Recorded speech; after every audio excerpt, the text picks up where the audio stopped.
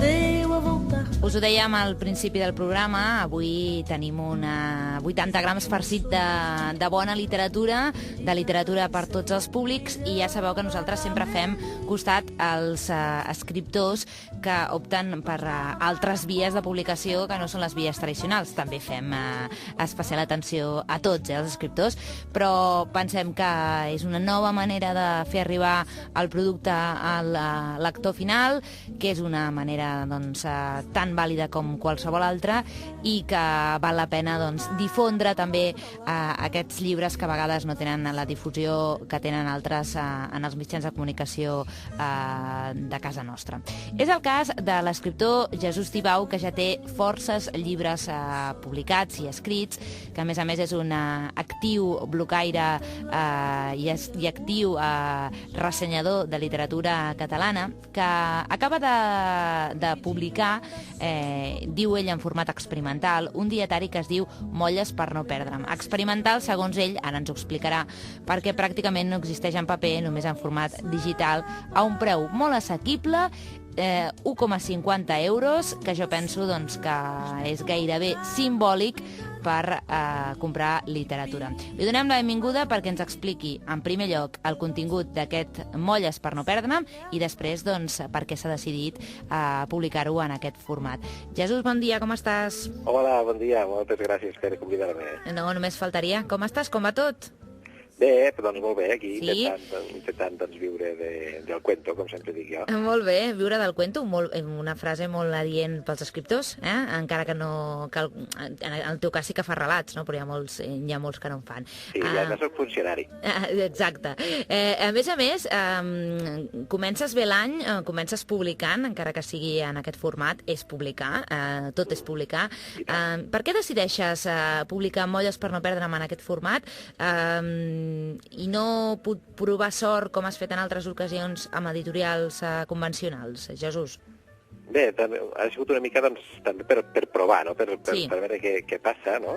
Jo sóc un gran amant del món dels blogs, del Facebook i de tot el que s'està escrivint a la xarxa, i ja tinc 6 llibres publicats, reculls de contes, poemaris, i aquest any 2012 pràcticament no tenia previst publicar res, però va vindre així com una venada al cap i una mica arrauxada, i bé, tenia aquest material que són reflexions i coses que ja havia publicat la major part al blog, per tant, possiblement si jo no hagués tingut blog, aquest llibre segurament no existiria, perquè jo escrivint al blog, sense donar-me'n, ja estàs fent un dietari, no? I amb reflexions, explicant les coses, les activitats literàries que fas, etc. I sense donar-me'n, jo ja tenia un material per a fer un llibre, i gràcies a la col·laboració del Jaume Llambric i la seva altruista editorial Petròpolis, doncs vam fer aquest llibre, sobretot amb aquesta intenció, que es pogués aconseguir en format digital a través de la xarxa. Sobretot experimental és per a mi, jo no invento res, no? Perquè això ja està inventat, però volia saber què passa, no? Què passava? La gent que em segueix pel Facebook, Twitter i pel blog, doncs, que pogués accedir a aquest llibre en aquest format. Per tant, podríem dir que és un llibre recull del blog, no? Una miqueta de les reflexions, o hi ha coses noves, també? Sí, hi ha coses que no estaven publicades a cap lloc. He fet una mica un recull de coses que havia publicat al blog i clar, quan me'n vaig adonar compte que jo ja estava fent un dietari, llavors ja forces la màquina, no? Te'n dones compte que estàs fent un dietari i llavors se te disparen tots els sensors i ja ho forces, no? Digues, bueno, jo cada dia intentaré escriure alguna reflexió sobre les coses que vius. I després, doncs, sobretot el que m'ha despertat molt la sensibilitat a tot el que m'envolta és tindre un fill, que evidentment, doncs, els últims 3 anys, des que està al marc a la nostra vida, doncs et desperta moltíssim la sensibilitat, no? I moltes de les coses que passen al teu voltant, doncs de fet te les escriu ell, en certa manera, no? En certa manera, sí. I ell és un dels grans personatges del llibre, no? De Molles per no perdre'm. És un gran títol, Jesús, t'haig de dir que tens una fantàstica intuïció per escollir els títols dels teus llibres. Sempre he pensat, cada vegada que m'arriba un llibre nou teu o la informació d'un llibre teu, sempre penso que els títols són molt encertats. El Jesús, he comentat, té 6 llibres publicats de relats, però m'agradaria que parléssim una miqueta, ja que tenim un dels blocaires més actius en literatura amb nosaltres, de com veus aquest sector i de com veus els blogs dins del món literari, perquè hi ha molta gent que sí que els hi dona importància, que creu que són una bona manera de difondre, que fins i tot us cataloga com els nous prescriptors de literatura, ara que cada vegada tenim menys llibreters que ens ho puguin fer, n'hi ha encara, però cada vegada menys. Però hi ha altra gent que no, que pensa que continuen sent un reducte molt només a l'abast d'aquells que són més amants d'un cert tipus de literatura d'una literatura més especialitzada, no? Tu com ho veus, Jesús? Com et vas posar en aquest món del blog, un món molt sacrificat, per una altra banda, i com veus el paper que jugueu en aquest àmbit? Bueno, per a mi, llanço d'aquí una abraçada i un petó a tota la gent que em segueix al blog, perquè per a mi hi ha un abans i un després d'obrir el blog, vull dir, però radical, totalment. Jo vaig començar cada any 2000, ja no me'n recordo, 2006-2007, vaig tenir 2 llibres publicats, no era gaire conegut, ja feia temps que anava als blogs, però no estava molt convençut. Jo no soc molt amant de les noves tecnologies, i costa molt entrar-hi, i pensava... I altres blocaires em deien, sí, home, obre un blog, perquè així... I què hi penjaré al blog? Una cosa a la setmana? No? Què hi posaré al blog? Realment no sabia ben bé què posar-hi perquè no feia tantes activitats jo. I bé, de seguida em va fascinar i no penjo una cosa a la setmana, sinó 2 o 3 al dia. I això des de fa 5 anys o 6. I a mi jo ho trobo molt fascinant dels 2 aspectes, com a escriptor i com a lector, també, no? Jo ho utilitzo com a 2 vessants, no?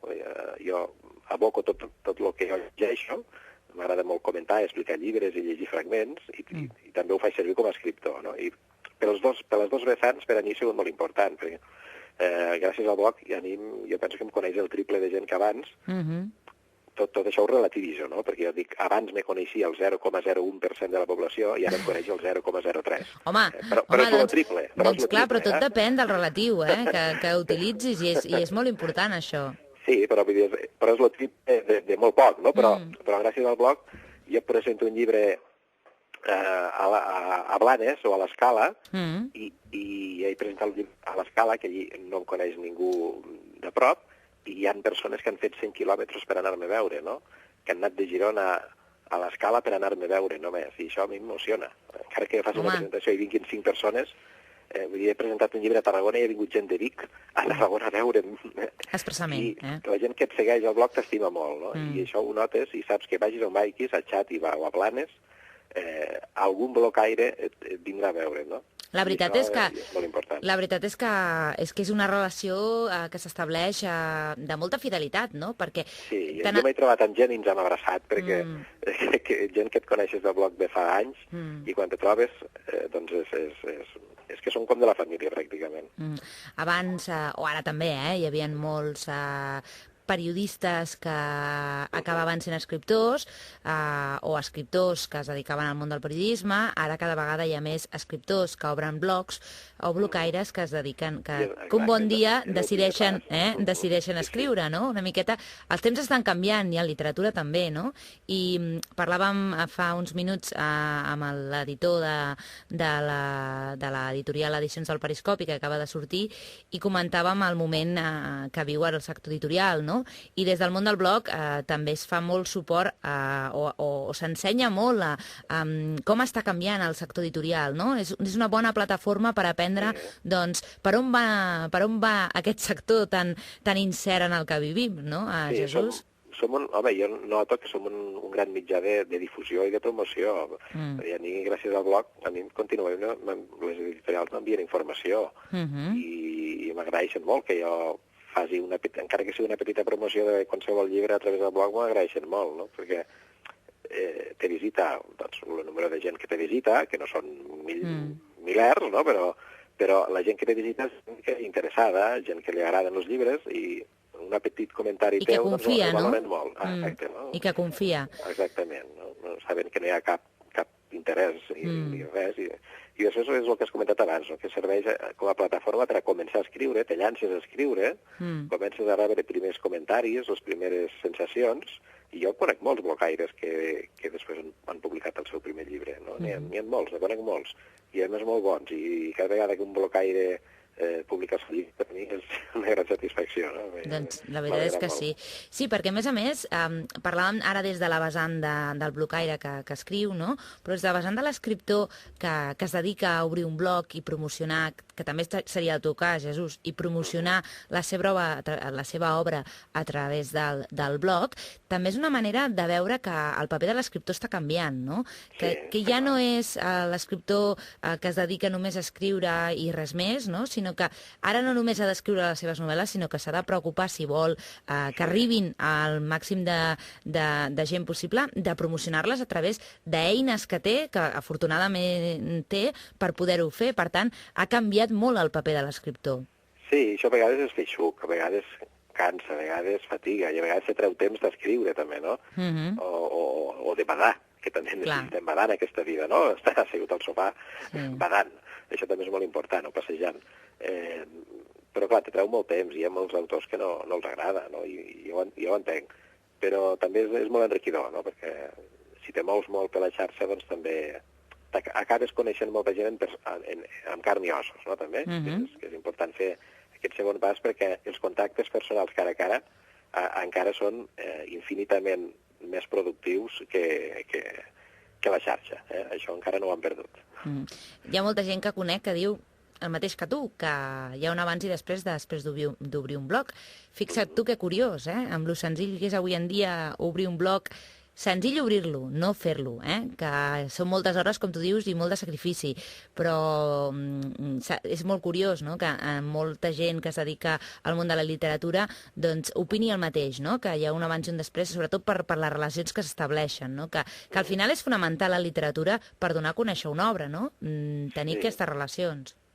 Home, a mi també m'ha ajudat molt a conèixer a mi mateix i a veure realment quin és el meu estil, no? Perquè jo soc un estil que m'agrada molt la brevetat i abans tenia certs complexos d'interioritat, no? Perquè dius, caram, fas uns contes molt curts, no? Però realment m'he donat que gràcies al blog, possiblement, que jo penso que la brevetat és molt important als blogs, no? I la concisió, i m'he donat que el meu estil realment és aquest, i cada vegada faig contes més breus i no passa res. I realment m'ha servit per identificar quin és el meu estil, no? El blog. Doncs aquestes molles per no perdre'm és una bona excusa perquè la gent que no et conegui ho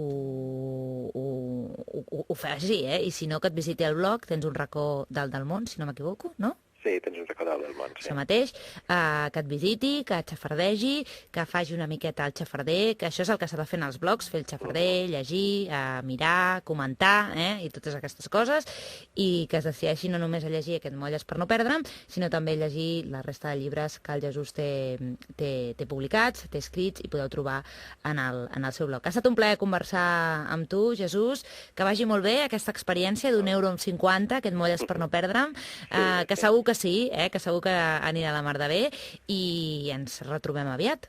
Sí, si tinc un minut ne llegiria un fragment. I tant, que tenim un minut. Doncs vinga, quan vulguis. Un dels fragments que estan dedicats al meu fill, que el tinc aquí al costat, que ara té ja ganes de sopar, pobret. Molt bé. S'acaba l'any de reducció de jornada per paternitat. S'acaba aixecar-se al matí i esperar que et despertis amb un somriure. S'acaba donar-te l'esmorzar mentre la llum encara té del dia, entra pel balcó. Aquest primer dia d'un nou cicle, entro de puntetes a la teva habitació. Et miro adormit al bressol i abans de marxar em poso una mica de la teva colònia. Bé, aquest és molt bé, moltes gràcies per compartir amb nosaltres aquest moment tan íntim entre pare i fill. Moltes gràcies, Jesús. Et llegirem, et seguirem i fins ben aviat. Molt bé, gràcies. Que vagi molt bé. Adéu, adéu.